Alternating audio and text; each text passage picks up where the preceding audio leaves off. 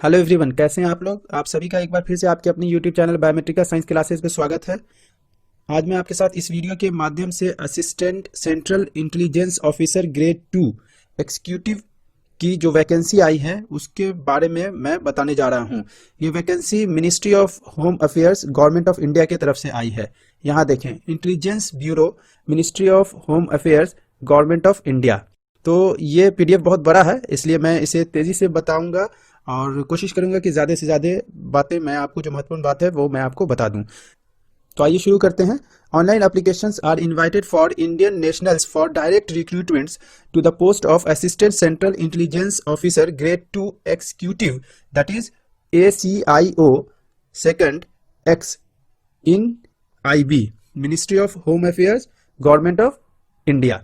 Applicants are advised to go through all parameters under different paras and sub paras. तो यहाँ पे बताया गया है कि जो नीचे जो मेंशन किया गया है सारा डिटेल उसके बारे में बताया गया है कि उसे आप देखते हुए समझ के आगे बढ़ेंगे और अप्लाई करेंगे। यानी कि उसमें जो डिटेल यहाँ नीचे जो दिया गया है, जैसे एज लिमिट के बारे में, जैसे यहाँ एसेंशियल क्वालिफिकेशन के बारे में, और जो जो क्राइटेरिया है उसे आप देख लेंगे, पढ़ लेंगे और समझ लेंगे अच्छी तरह से, तब आप अप्लाई करेंगे। और ये अप्लाई आपको करना ऑनलाइन, और अप्लाई करने के लिए यहाँ पे दो वेबसाइट मेंशन किया गया है। एक यहाँ www.mha.gov.in और दूसरा www.ncs.gov.in।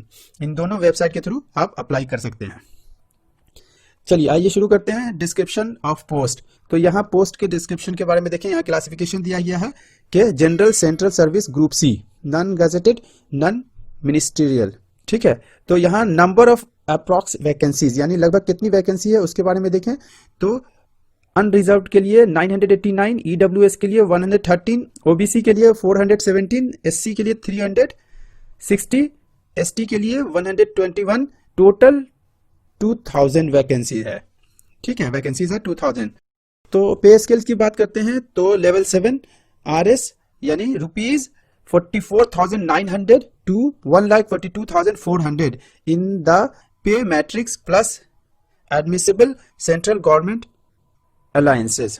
ठीक है। उसके बाद और भी उसके बारे में कुछ बताया गया है कि यहाँ देख लें। Note, special security allowance at the rate 20% of basic pay in addition to the other government allowance. Number 2 में यहाँ पे दिया गया है cash compensations in lieu of duty performed on holidays subjects to be ceiling of 30 days.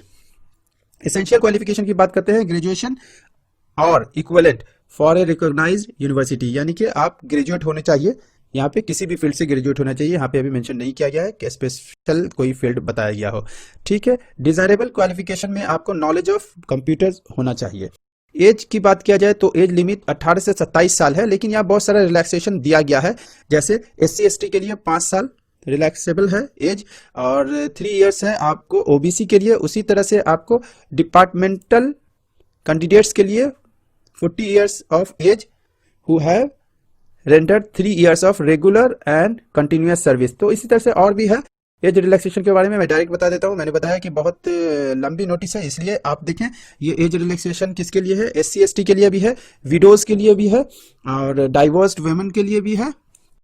ठीक है। उसी तरह से जम्मू एंड कश्मीर वालों के लिए तथा गुजरात वालों के लिए, जो कहा गया है कि जो विक्टिम ऑफ कम्युनल राइट्स, ठीक है, उनके लिए भी है।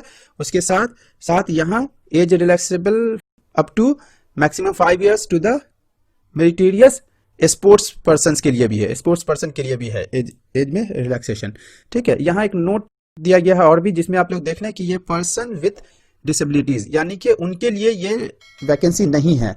The above mentioned post is not identified suitable for any category of persons with disabilities, PWD, that is HH, OH, VH और autism, hence they need not apply, यानी उन्हें apply नहीं करना है इसमें। आगे यहाँ पे बहुत सारे क्राइटेरिया दिया गया है। ठीक है, कैंडिडेट्स के लिए। ठीक है, मैंने बताया ही, पहले देख लेंगे, इस सभी को आप लोग देख लेंगे। मैं इस PDF को इसके लिंक में, जो है वीडियो के लिंक में मैं दे दूंगा। ठीक। यहाँ देखिए, service liability, the post involves all India service liability, therefore the candidates willing to serve anywhere in India only need to apply, यानी कहीं भी आपको अगर जॉब मिले तो वहां जॉब करने की अगर ख्वाहिश है तभी आप अप्लाई करें। सेंटर की बात किया जाए, सिटी ऑफ एग्जामिनेशन, तो देखिए ये एग्जाम होगा, जो मैं बताऊंगा कैसे कैसे एग्जाम होगा, कितने मार्क्स का होगा, अभी आगे मेंशन किया गया है। तो उसके लिए आपको जो है सेंटर और सिटी जो एग्जामिनेशन का यहाँ मेंशन किया गया है। स्टेट में, डिफरेंट स्टेट में है, बहुत सारे मतलब सेंटर है। देखिए यहाँ आंध्र प्रदेश में गुंटूर है, यहाँ पे कुरनूल, उसके बाद विशाखापट्टनम, उसके बाद अरुणाचल प्रदेश में भी है, ईटानगर में भी है, आसाम में है, गुवाहाटी में है आपको, उसका जोरहाट हो गया, उसके बाद तेजपुर हो गया, बिहार में भागलपुर, मुजफ्फरपुर, पटना, पूर्णिया, उसके बाद चंडीगढ़ में है चंडीगढ़, उसके बाद हरियाणा में अंबाला हो गया, हिमाचल प्रदेश में हो गया हमीरपुर हो गया, शिमला हो गया। उसी तरह से जम्मू एंड कश्मीर में जम्मू में है, झारखंड में बोकारो, धनबाद, हजारीबाग, जमशेदपुर, रांची, इस तरह से देखा जाए मिजोरम में हो गया, तमिलनाडु में भी है, मदुरई वगैरह में। उत्तर प्रदेश की बात की जाए तो आगरा, अलीगढ़, बरेली, गोरखपुर, झांसी, कानपुर, लखनऊ, मेरठ, प्रयागराज। मध्य प्रदेश की बात की जाए भोपाल, ग्वालियर, इंदौर, जबलपुर, उज्जैन, इस तरह से आप यहाँ से देख सकते हैं। केरला में भी है, पंजाब में भी है, पंजाब में जलंधर में, लुधियाना, मोहाली, सभी जगह यहाँ पे आप चुन लेंगे इसमें से कि कहाँ आपको एग्जाम देना आपके लिए सुटेबल है। दिल्ली, एनसीआर वगैरह, गुजरात में अहमदाबाद, इन सब जगह पे। नोट्स है, while filling in the online application form the applicant should carefully decide about his her choice of city of examination। तो आपको जो इसमें से 3 जगह सेलेक्ट करने के लिए मिलेगा जो टायर 1 एग्जाम होगा। मैं बताने जा रहा हूँ एग्जाम के बारे में। यहाँ देखिए, आइए चलिए एग्जाम स्कीम के बारे में बात करते हैं। ये स्कीम ऑफ एग्जामिनेशन में थोड़ा अच्छे से समझेंगे। यहाँ रिटेन एग्जामिनेशन की पहले बात करते हैं। तो टायर 1 एग्जाम जो है ओनली ऑनलाइन मोड में होगा, ठीक है, जो कितना होगा, 100 ऑब्जेक्टिव होगा, ठीक है, यानी कि देखा जाए एमसीक्यू होगा, डिवाइडेड इनटू 5 पार्ट्स, यानी कि 100 क्वेश्चन को 5 पार्ट्स में आपको डिवाइड कर दिया जाएगा। तो हर पार्ट्स में कितना क्वेश्चन हो जाएगा, 20 क्वेश्चन हो जाएगा, और 1 मार्क का एक क्वेश्चन होगा। तो उस तरह से देखिए 5 पार्ट्स में किस प्रकार का क्वेश्चन आएगा। जनरल अवेयरनेस से रहेगा पहला जो पार्ट्स होगा उसमें, दूसरे में क्वांटिटेटिव एप्टीट्यूड, तीसरे में numerical, analytical, logical ability and reasoning से रहेगा 20 क्वेश्चन। उसके बाद चौथे में इंग्लिश लैंग्वेज एंड फिफ्थ यानी 5वें में जनरल स्टडीज से। इन सभी में से सभी ग्रुप में 20-20 क्वेश्चन होगा और हर क्वेश्चन का 1 मार्क होगा, ठीक है। इस तरह से 100 क्वेश्चन होगा। निगेटिव मार्किंग यहाँ होगी, ये ध्यान दे दें, निगेटिव मार्किंग रहेगा, जिसमें से क्या होगा, अगर आप गलत आंसर करते हैं तो 1/4 मार्क्स जो है वो कट जाएगा, ठीक है। और इसके लिए जो समय मिलेगा टायर 1 एग्जाम के लिए वो 1 घंटा मिलेगा और टोटल कितने मार्क्स का होगा, 100 मार्क्स का होगा। तो इसी के लिए आपको सेंटर चूज करना होगा, ठीक है। दूसरा, उसके बाद जब आप यहां क्वालिफाइड कर जाएंगे तो टायर 2 एग्जाम होगा, जिसमें क्या होगा, descriptive type paper of 50 marks यानी 50 नंबर का ये एग्जाम होगा, जिसमें क्या होगा, एसे होगा 30 मार्क्स का and English comprehension and precis writing 20 marks का होगा, यानी टोटल 50 मार्क्स का होगा। 1 आवर मिलेगा इसके लिए। उसके बाद जब आप इन सभी से आप क्वालिफाई कर जाएंगे तो आपके लिए इंटरव्यू होगा, जिसको टायर 3 में रखा गया है, जो कि 100 मार्क्स का होगा, ठीक है। तो अब आगे बात करते हैं सिलेक्शन ऑफ कैंडिडेट। तो यहाँ कुछ और कैंडिडेट को सिलेक्शन के लिए जो बताया गया, जो मैंने वहां बताया, कुछ ऐसी ही बातें हैं। मैंने पहले ही बताया कि इस पीडीएफ को मैं डिस्क्रिप्शन में दे दूंगा, वीडियो के डिस्क्रिप्शन से आप इसे डाउनलोड करके अच्छे से देख लेंगे और पढ़ लेंगे और समझ लेंगे, उसके बाद ही अप्लाई करेंगे, ठीक है। तो यहाँ कट ऑफ के बारे में बात किया गया है कि जो टायर 1 एग्जाम जो होगा वो 100 नंबर का जगह, उसका कट ऑफ होगा यूआर अनरिजर्व के लिए 35 नंबर और ओबीसी ईडब्ल्यूएस के लिए 34 नंबर 34 मार्क्स और एससी एसटी के लिए 33 मार्क्स होगा, ठीक है। On the basis of their performance and normalisation of marks in tier 1 exam candidates would be shortlisted to tier 2 exams at 10 times, यानी जितना भी यहाँ टायर 1 से सिलेक्ट होके आएंगे कैंडिडेट्स वो टोटल 10 टाइम्स होंगे टायर 2 के, यानी कि 10 गुना। उसके बाद इसी तरह से जो टायर 1 टायर 2 दोनों क्वालिफाइड कर जाएंगे तो टायर 3 यानी इंटरव्यू के लिए आएंगे, जो 5 टाइम्स होगा। इसी तरह से सिलेक्शन होगा। अब डायरेक्ट मैं बात करता हूं आगे, इसके साथ साथ हाउ टू अप्लाई की बात करते हैं। तो अप्लाई करने के लिए मैंने पहले ही बताया कि ऑनलाइन रजिस्ट्रेशन करना है by logging on the website, जो कि यहाँ दिया गया है ठीक है, वेबसाइट का भी लिंक मैं नीचे डाल दूंगा, और आपको यहाँ भी डायरेक्ट आप जब इसे डाउनलोड कर लेंगे तो आपको यहाँ से भी डायरेक्ट आप इस वेबसाइट पे क्लिक करके इस हाइपरलिंक से जा सकते हैं। ठीक है, और अच्छे से फॉर्म भरेंगे। ठीक, उसके साथ साथ यहाँ देखिए, candidates can apply for the post provided they fulfil the described eligibility conditions. तो यहाँ अब बात करते हैं कब से कब तक अप्लाई कर सकते हैं। तो 19/12/2020 यानी कि 19/12/2020 से 9/1/2021 तक अप्लाई करने का डेट है। 12 बजे से पहले यानी 11:59 तक आप अप्लाई कर सकते हैं, 9/1/2021 तक। अब यहाँ पे कुछ और दिया गया है कि स्टेप टू अप्लाई। तो अप्लाई करने का क्या स्टेप है, चलिए मैं थोड़ा इसके बारे में जल्दी जल्दी बता देता हूं। तो अप्लाई करने का जो स्टेप है वो ये है कि candidate should have a valid personal email ID, mobile number आपको वैलिड रखना है जिसपे आपको डिटेल उसका जो कम्युनिकेट किया जाएगा उसके लिए है। तो पहली बार आपको क्या करना है, रजिस्ट्रेशन करा लेना है। ठीक है, फर्स्ट स्टेप में यहाँ डायरेक्ट देखिए इसी चीज को दिया गया है, the step by step process for submitting the application form is given below. तो नंबर 1 पहला स्टेप क्या है, registration of personal and contact details. ठीक है, तो login ID and password will be send to you through email on registered email ID. तो जो आप रजिस्टर्ड ईमेल आईडी दीजिएगा उस पे लॉगिन आईडी एंड पासवर्ड भेज दिया जाएगा। सेकंड स्टेप में क्या होगा, री लॉगिन करना पड़ेगा आपको, वहां से पासवर्ड और लॉगिन आईडी लेने के बाद री लॉगिन करना होगा, और उसके बाद आपको कैटेगरीज उसमें सेलेक्ट करना है and fill up the personal detail, अपना पर्सनल डिटेल डालना है, क्वालिफिकेशन डिटेल डालना है, upload photo, signature and submit examination fee. और उसके बाद आपको पेमेंट का ऑप्शन जो है वो सारा है इसमें आगे भी दिया गया है कि ऑनलाइन भी कर सकते हैं और एसबीआई वगैरह से चालान भी आप नेट बैंकिंग के थ्रू भी कर सकते हैं।